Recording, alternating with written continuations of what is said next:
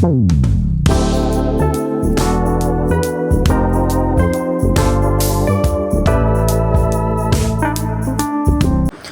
वालेकुम my YouTube family, कैसे हैं आप सब लोग।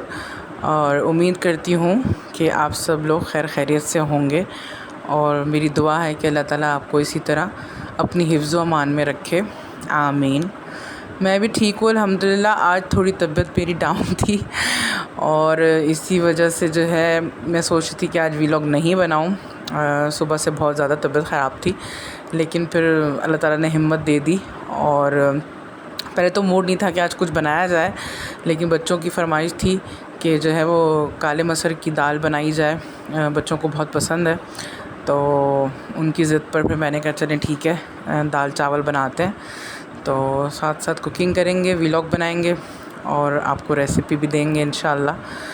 तो बस आज का यही था कि तबीयत की वजह से थोड़ा स्लो रहा दिन, और बस फिर मैंने कुकिंग स्टार्ट की और व्लॉग बनाना शुरू किया। तो बस अल्लाह ताला हिम्मत दे ही देता है जब आप कोशिश करते हैं, और बच्चों की खातिर तो बहुत कुछ करना पड़ता है। और जो है वो बच्चों की खुशी देख के फिर दिल को सुकून मिलता है। और बच्चों के जो है वो मिड टर्म्स भी स्टार्ट हो गए हैं तो बेचारे मेहनत करने में लगे हुए हैं कि उनके जो है वो मिड टर्म्स अच्छे हो जाएं। तो इसलिए दिल नहीं किया कि मैं उनको जो है रिफ्यूज़ करूं, तो मैंने कहा कि मैं ज़रूर बनाती हूं। और जब हम बचपन में हम छोटे थे तो अल्लाह बख्शे हमारी अम्मी बनाती थीं काली दाल और चावल, और मुझे अच्छी तरीके से याद है कि जब वो रात में कभी बच जाती थी तो हम लोग सुबह जो है उसको फिर दोबारा से अम्मी तड़का लगाती थी और पराठों के साथ फिर वो सर्व करती थी, और उस नाश्ते का मज़ा ही कुछ और था। तो काली दाल अक्सर जो है वो लोगों की फ़ेवरेट होती है और सबको पसंद आती है, और हमारे यहाँ भी बहुत सब शौक़ से खाते हैं, हमें बहुत अच्छी लगती है। और मैं ये भी 2-3 तरीके से बनाती हूँ। जैसे मैंने पहले भी बताया था कि हमारे यहाँ ख़ानदान में काफ़ी कल्चर मिक्स हो गए, तो अलग अलग तरीके से बनती है ये। बट ये जो तरीका है, जिस तरीके से मैं आज बना रही हूँ, ये सबसे ज़्यादा क्विक रेसिपी है इसकी, जल्द से जल्द जो मतलब बन जाती है। क्योंकि मेरी तबीयत थोड़ी मैंने बताया डाउन थी, तो इस वजह से मैंने इसको जो है वो इजी कुकिंग के लिए ये वाली रेसिपी को सिलेक्ट किया। तो चलते हैं रेसिपी की तरफ। बहुत आसान सी रेसिपी है। मैंने काली दाल ली थी आधा किलो, और उसको मैंने पानी में डाल दिया था वॉश करके। उसके बाद मैंने उसके अंदर हल्दी, लाल मिर्च और कनौर क्यूब, 2 कनौर क्यूब्स, और जो चिकन स्टॉक्स होते हैं वो, और साथ में नमक, ये मैंने उसमें शामिल किया था दाल के साथ। और फिर मैंने उसको तकरीबन 10 से 12 मिनट के लिए जो है वो प्रेशर दे दिया था, और वो उसके बाद टेंडर हो गई थी। टेंडर होने के बाद मैंने उसको तड़का बनाया उसके लिए। और तड़के के अंदर अगर आप देसी घी इस्तेमाल करेंगे तो फिर आपकी दाल का टेस्ट ही बिल्कुल डिफरेंट हो जाएगा। मतलब इतना अच्छा हो जाएगा कि जो नहीं भी खाते वो भी शौक़ से ये दाल खा लेंगे। तो मैं हमेशा जब भी दालें बनाती हूँ तो तड़के के लिए हमेशा मैं उसके अंदर देसी घी इस्तेमाल करती हूँ। आप चाहें तो ऑयल भी यूज़ कर सकते हैं या बनास्पति भी यूज़ कर सकते हैं, लेकिन अगर आप एक दफ़ा देसी घी में तड़का लगाएंगे तो आप कहेंगे कि वाह भाई क्या ही बात है टेस्ट का ना। तो मैंने देसी घी इस्तेमाल किया था, और लहसुन के जवे थे वो काट के मैंने इसमें डाले थे, और ज़ीरा था, और साथ में मैंने हरी मिर्चें काट के डाली थी। तो हरी मिर्चों का भी बहुत अच्छा फ्लेवर आता है, और ज़ीरा तो डलता ही है, उसका एक अलग फ्लेवर होता है। तो बस यही इसके इंग्रेडिएंट्स थे। और इसी तरह फिर मैंने तड़का लगाया, और तड़का मैंने दाल को लगा के उसके बाद उसको थोड़ी देर के लिए ढक दिया, ताकि वो उसके अंदर उसकी खुशबू महक सारी जो है वो अंदर आ जाए दाल के।